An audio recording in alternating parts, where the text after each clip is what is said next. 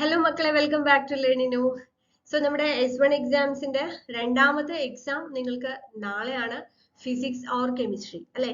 അപ്പോൾ ഈ information science group ആണെങ്കിലും ഇലക്ട്രിക്കൽ സയൻസ് ആണെങ്കിലും ഫിസിക്കൽ സയൻസ് ആണെങ്കിലും കുറച്ച് പേർക്ക് ഫിസിക്സ് ആയിരിക്കും എക്സാം, കുറച്ച് പേർക്ക് കെമിസ്ട്രി ആയിരിക്കും എക്സാം.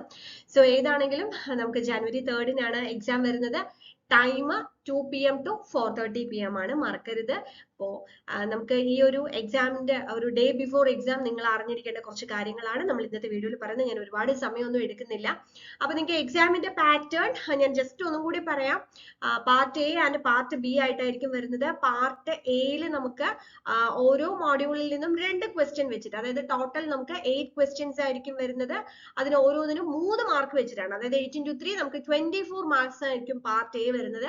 പ്രത്യേകം ശ്രദ്ധിക്കുക, പാർട്ട് എയിൽ ചോദിക്കുന്ന ചോദ്യങ്ങൾക്ക് ഒരു ചോദ്യത്തിന് 3 മാർക്കേ ഉള്ളൂ. അതുകൊണ്ട് തന്നെ നിങ്ങൾ ഒരുപാട് വലിച്ചു വാരി എഴുതിയിട്ട് ഒരു കാര്യമില്ല. പോയിന്റ്സ് മാത്രം കൃത്യമായിട്ട് എഴുതാൻ ശ്രദ്ധിക്കുക. കാരണം എന്താണെന്ന് വെച്ച് കഴിഞ്ഞാൽ പാർട്ട് എയിൽ നമുക്ക് ചിലപ്പോൾ നന്നായിട്ട് അറിയുന്ന ചോദ്യങ്ങളായിരിക്കും. എന്നാൽ ശരി, അത് കുറെ അങ്ങോട്ട് എഴുതാന്ന് പറഞ്ഞിട്ട് കാര്യമില്ല, കാരണം അതിന് 3 മാർക്കേ കിട്ടുള്ളൂ. അപ്പൊ അതുകൊണ്ട് കൃത്യമായി പോയിന്റ്സ് മാത്രം എഴുതാൻ ശ്രദ്ധിക്കുക. ഞാൻ നേരത്തെ പറഞ്ഞിരുന്നു, ഇത് ടെക്നിക്കൽ എക്സാം ആണ്, നമ്മൾ എസ്സേ പോലെ എഴുതാതെ ഹൈലൈറ്റ് ചെയ്ത് എഴുതുക. നിങ്ങൾ എന്തെങ്കിലും ഇക്വേഷൻസ് എഴുതുന്നുണ്ടെങ്കിൽ അതൊരു ബോക്സിലാക്കിയിട്ട് വെക്കുക. അതേപോലെ തന്നെ ബ്ലോക്ക് ഡയഗ്രാംസ് വരയ്ക്കുമ്പോൾ നീറ്റായിട്ട് അത് വരച്ച് ഓരോന്നും എന്താണെന്നുള്ളത് കൃത്യമായിട്ട് എഴുതുക. പിന്നെ പ്രോബ്ലംസ് എന്തെങ്കിലും ചോദിക്കുന്നുണ്ടെങ്കിൽ പ്രോബ്ലംസിന്റെ ആൻസർ എഴുതി അണ്ടർലൈൻ ചെയ്യുക. യൂണിറ്റ് എഴുതാൻ മറക്കരുത്. യൂണിറ്റ് എഴുതാൻ മറന്നുപോയാൽ നമ്മുടെ മാർക്ക് പോകും. ഇനി പാർട്ട് ബിയിലാണെങ്കിൽ നമുക്ക് ഓരോ ചോദ്യത്തിനും 9 മാർക്കാണ് വരുന്നത്. അങ്ങനെ 4 ചോദ്യങ്ങളാണ് നമ്മൾ ആൻസർ ചെയ്യേണ്ടത്. Total 36 mark. ഓരോ മോഡ്യൂളിൽ നിന്നും നമുക്ക് 2 ക്വസ്റ്റ്യൻസ് ഓർ ക്വസ്റ്റ്യൻസ് ഉണ്ടാവും. അതിൽ ഏതെങ്കിലും ഒരെണ്ണമാണ് നമ്മൾ ചൂസ് ചെയ്ത് എഴുതേണ്ടത്. ഒരു ഫുൾ ക്വസ്റ്റ്യൻ ആണ് നമ്മൾ ചൂസ് ചെയ്ത് എഴുതേണ്ടത്. ഓക്കെ, വീണ്ടും ഞാൻ പറയുകയാണ്, നിങ്ങൾ 2 ഓർ ക്വസ്റ്റ്യനും കൂടെ എഴുതിയിട്ട് 2 മാർക്ക് കിട്ടുമെന്ന് വിചാരിക്കരുത്. വെറുതെ ടൈം വേസ്റ്റ് ചെയ്യരുത്. അപ്പോൾ അതിൽ ഒരു ക്വസ്റ്റ്യൻ മാത്രം ആണ് നമ്മൾ, ഒരു മോഡ്യൂളിൽ നിന്ന് ഒരു ക്വസ്റ്റ്യൻ. ആ ക്വസ്റ്റ്യന് നമുക്ക് സബ് ഡിവിഷൻസ് ഉണ്ടാവും. ചിലപ്പോൾ 3 സബ് ഡിവിഷൻ വരെ ഉണ്ടാവും. 3 മാർക്കായിട്ടോ അല്ലെങ്കിൽ 6-3 ആയിട്ടോ ഒക്കെ മാർക്ക് സ്പ്ലിറ്റ് ചെയ്ത് വരാം. അപ്പോൾ ആ ഏത് ക്വസ്റ്റ്യൻ ആണോ നമ്മൾ സെലക്ട് ചെയ്യുന്നത് അതിന്റെ സബ് ഡിവിഷൻസ് തന്നെ എഴുതാനായിട്ട് ശ്രദ്ധിക്കുക. അതേപോലെ നമ്മൾ ക്വസ്റ്റ്യൻ നമ്പർ ഇടുമ്പോൾ നമ്പർ മാറി പോവാതെ, അതായത് ഓൾ ക്വസ്റ്റ്യൻസ് ഒക്കെ അറ്റൻഡ് ചെയ്യുന്നവര് ഓപ്ഷൻസ് മാറി പോവാതെ, അതായത് ഫസ്റ്റത്തെ ക്വസ്റ്റ്യന്റെ ഒരെണ്ണം എഴുതി എ എഴുതി പെട്ടെന്ന് ഓർക്കാതെ രണ്ടാമത്തെ ചോദ്യത്തിന്റെ ബി പാർട്ടും സി പാർട്ടും ഒക്കെ എഴുതി വെറുതെ മാർക്ക് കളയാതിരിക്കുക. അപ്പൊ ആ കാര്യങ്ങളൊക്കെ പ്രത്യേകം ശ്രദ്ധിക്കാം. പിന്നെ ഫിസിക്സ് കെമിസ്ട്രി എക്സാമിന് ശ്രദ്ധിക്കേണ്ട കുറച്ച് കാര്യങ്ങൾ ഞാൻ നേരത്തെ പറഞ്ഞിരുന്നു. പ്രോബ്ലംസ് ചെയ്യുമ്പോൾ കൃത്യമായിട്ട് എന്തൊക്കെയാണ് തന്നിട്ടുള്ളതെന്ന് ആദ്യം എടുത്തെഴുതുക. എന്താണ് നമുക്ക് കണ്ടുപിടിക്കേണ്ടതെന്ന് എഴുതുക. അതിന് വേണ്ടിയുള്ള ഇക്വേഷൻസ് കൃത്യമായി ബോക്സിൽ എഴുതുക. എന്നിട്ട് പ്രോബ്ലം ചെയ്യുക.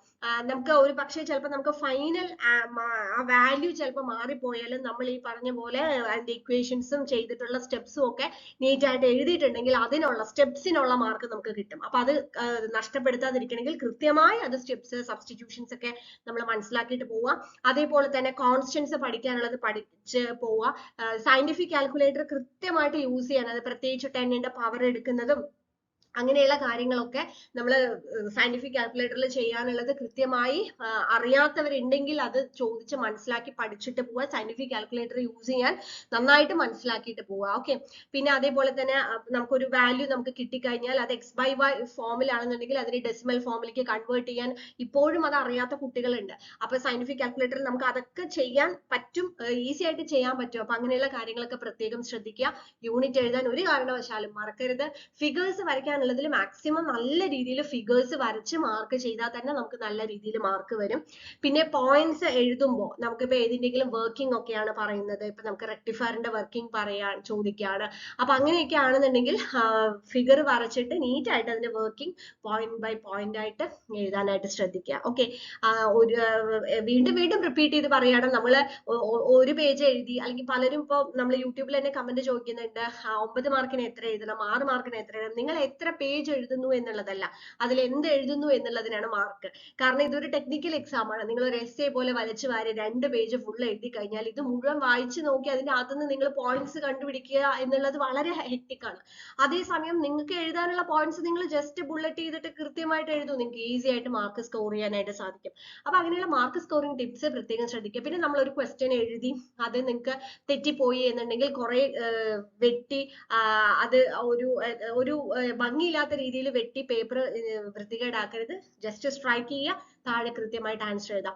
അതേപോലെ ഓവർ റൈറ്റ് ചെയ്തിട്ട് ഒരിക്കലും വാല്യൂസ് എഴുതരുത്. നമ്മളിപ്പോൾ ഒരു ഫൈനൽ ആൻസർ നമ്മൾ എഴുതി, അപ്പോൾ അതിലിപ്പോ ഫോർ എക്സാമ്പിൾ ഒരു 430 എന്നാണ് ആൻസർ, പക്ഷെ നമ്മൾ പിന്നെ നോക്കിയപ്പോഴത്തേക്ക് അത് 480 ആയിരുന്നു. അപ്പൊ ആ 3നെ പോയി 8 ആക്കി അങ്ങനെ ഓവർ റൈറ്റ് ചെയ്തിട്ട് ഒരു ഇത് വരുത്താതെ ജസ്റ്റ് അത് സ്ട്രൈക്ക് ചെയ്യുക, 430 സ്ട്രൈക്ക് ചെയ്തിട്ട് 480 താഴെ എഴുതുക.